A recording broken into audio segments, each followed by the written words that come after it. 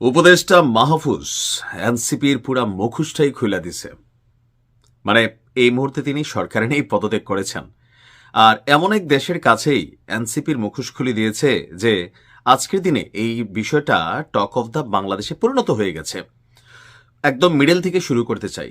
সম্প্রতি ভারতের প্রভাবশালী সাময়িকী বা গণমাধ্যম দ্য উইক সেইখানে দেওয়া এক একান্ত সাক্ষাৎকারে উপদেষ্টা মাহফুজ তার পদত্যাগ নির্বাচনে অংশ না নেওয়ার কারণ ব্যাখ্যা করেছেন। তার অভিযোগ, ছাত্র নেতৃত্বাধীন দল জাতীয় নাগরিক পার্টি এবং জামাত ইসলামী নির্বাচনী জোট যারা একত্রে এখন করছে, জুলাইয়ের চেতনার সাথে বিশ্বাসঘাতকতা করেছেন। ভাবা যায় উপদেষ্টা মাহফুজ আগে থেকেই এনটি জামাত ইসলাম, সেটা আমরা জানি, কিন্তু এনটি এনসিপি সেটা কিন্তু আমরা জানি না। বাট এনসিপির সাথে তার একটা দূরত্ব আছে, কারণ পদত্যাগের পর উপদেষ্টা আসিফ তিনি এনসিপি নির্বাচনী পরিচালনা কমিটির প্রধান হলেও উপদেষ্টা মাহফুজ তিনি কিন্তু এনসিপির সাথে সম্পৃক্ত হন নাই।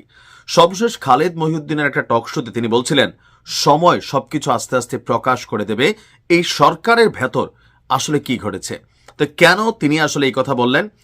তার বক্তব্য, আওয়ামী লীগ এবং জামাত একে অপরের অল্টার ইগো বা পরিপূরক সত্তা হিসাবে তিনি অভিহিত করেছেন।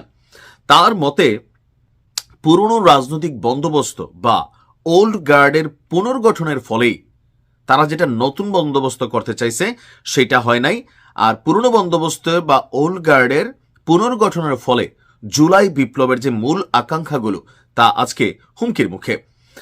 তো এখানে যা দ্য উইকের যিনি সাংবাদিক আছেন তিনি তার কাছে প্রশ্ন করেছিলেন যে আপনি সম্প্রতি পদত্যাগ করেছেন, নির্বাচনে প্রতিদ্বন্দ্বিতা করার পরিকল্পনা করেছিলেন, সবাই ভাবছিল এনসিপিতে যোগ দিবেন, তো করলেন না। আর এনসিপি জামায়াত জোটের প্রতি আপনার আপত্তি ছাড়াও আর কি কি কারণে আপনি সরে দাঁড়ালেন?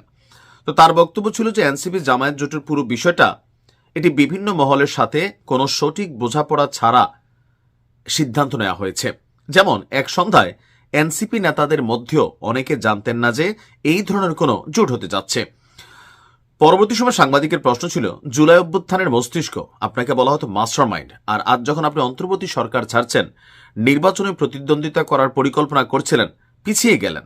এই 1.5 বছরের যাত্রা খুব সংক্ষেপে বা আপনি শিক্ষার্থীদের কিভাবে দেখছেন এবং আপনি কেন এনসিপিতে যোগ দেননি? তার বক্তব্য ছিল 1.5 বছর একটা চ্যালেঞ্জিং ইস্যু ছিল, স্বপ্নের যাত্রা অনেক কিছু করবে, বাট আসলে এখানে কোনো কিছুই ওইভাবে তারা করতে পারেনি। কোনো শক্তির মাধ্যমে নয়, বরং ইতিহাস আমাদের এখানে দাঁড় করিয়েছিল। আর এটা ছিল একটা বড় বিষয়। এই মুহূর্তে তিনি কোনো দলে যোগ দিচ্ছেন না বা নির্বাচন লড়ছেন না, কারণ বিএনপি তারা সিট দেয় না, এটাও বাস্তব। আর এনসিপির সাথে তার দূরত্ব এই কারণে মাঝখানে এসে আটকে গেছে। এখন এনসিপি জামায়াত জোট, এই জোটের কারণেই এনসিপিতে যোগ দেয়নি মাহফুজ। তার বক্তব্য যে আমি জামায়াতের রাজনীতি এবং এই ধরনের আদর্শিক দ্বিমেরু নিয়ে কথা বলেছি। যেমন জামায়াত এবং আওয়ামী লীগ হলো একে অপরের অল্টার ইগো। জামাত হলো আওয়ামী লীগের অল্টার ইগো, সুতরাং আওয়ামী লীগ এখানে থাকলে জামায়াত থাকবে, আর জামায়াত থাকলে আওয়ামী লীগ থাকবে। আমরা তাদের বর্তমান অবস্থায় চাই না, আর তারা নিজেদের পরিবর্তন করতে পারে, তারপর বাংলাদেশের মানুষের কাছে আসতে পারে। অর্থাৎ 1971-এ জামাতের যে ভূমিকা সেটা নিয়ে প্রশ্ন তুলেছে, আর 24-এ আওয়ামী লীগের যে ভূমিকা সেই অবস্থা নিয়েও কিন্তু প্রশ্নটা আসলে মাহফুজ বোঝানোর চেষ্টা করেছে। এনসিপি জামাত জোটের প্রধান সমস্যাগুলো কি তাকে জিজ্ঞেস করা হলে তিনি বলেন যে এখানে আদর্শের বিষয়, এটি শ্রেণীর বিষয়, বিভিন্ন শ্রেণীর মানুষ, বিভিন্ন সম্প্রদায়, এটি নীতির বিষয়, জন্মনীতি। তো মানে এখানে লম্বা চূড়া তার ভবিষ্যৎ পরিকল্পনা কি? তার বক্তব্য, জুলাইয়ের আগের জীবনে ফিরে যাওয়ার কথা ভাবছেন, যে আমার আগের জীবন ছিল সারাদিন লাইব্রেরিতে কাজ করা, সন্ধ্যার পর রাজনৈতিক কাজ করা, এখন আমি সেটাই করছি। আমি লাইব্রেরি কাজের জন্য লাইব্রেরিতে যাচ্ছি না, তবে বই পড়ছি, মানুষের সাথে রাজনৈতিক আলোচনা করছি, এই হতাশ তরুণদের সাথে কথা বলার চেষ্টা করছি কেন জুলাই আন্দোলন সফল হলো না, আমরা যা প্রতিশ্রুতি দিয়েছিলাম তা কেন করতে পারলাম না, এবং কি করা যেত, এগুলো নিয়ে তার সময় কাটছে। তো এখানে মোটামুটি যতটুকু বোঝা গেছে যে আজকের দিনে এসে তার এমন একটা বক্তব্য ভারতের দেওয়া গণমাধ্যমে উপদেষ্টা মাহফুজের, যিনি নিজেও ভারতের বিরুদ্ধে একটা মানচিত্র প্রকাশ করে কয়েক মিনিটের পরে এটাকে ডিলিট করে দিয়েছিলেন, এখন আবার সেই ভারতের গণমাধ্যমেই তিনি গিয়ে সাক্ষ্য দিচ্ছেন যে এনসিপি এবং জামাত ইসলাম জুলাইয়ের চেতনার সাথে গাদ্দারি করছে। এখন আসলে তার বক্তব্যটাকে আমরা কিভাবে নিব? এটা কোনোভাবেই নিব না। আমি কেন নিব না? কারণ হচ্ছে যে যখন যেদিকে বৃষ্টি হয় ওইদিকে ছাতা ধরা ক্যারেক্টার হচ্ছে সাবেক উপদেষ্টা এই মাহফুজ আলম। যখন ওনার স্বার্থের সাথে এনসিপির সংঘর্ষ হয়েছে, অর্থাৎ উনি যেটা চাইছেন সেটা হয় নাই, তখন এনসিপি খারাপ হয়েছে।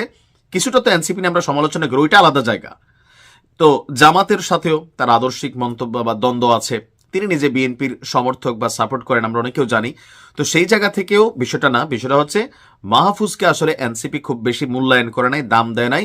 পেছনের থেকে যে মাস্টার মাইন্ডগিরি করছিলেন, সেই মাস্টার মাইন্ডগিরি অনেক আগে শেষ হয়ে গেছে। এখনো এইসব নীতি কথা বলা মাহফুজ নিজে সরকারি যে বাসভবনে 50 দিন পদত্যাগ হয়ে গেছে, এরপরেও রাষ্ট্রের সকল সুযোগ সুবিধা তারা নিচ্ছেন। তো এরকম ভূতের মুখে রাম নাম শুনে আশ্চর্য হওয়ার কিছু নাই।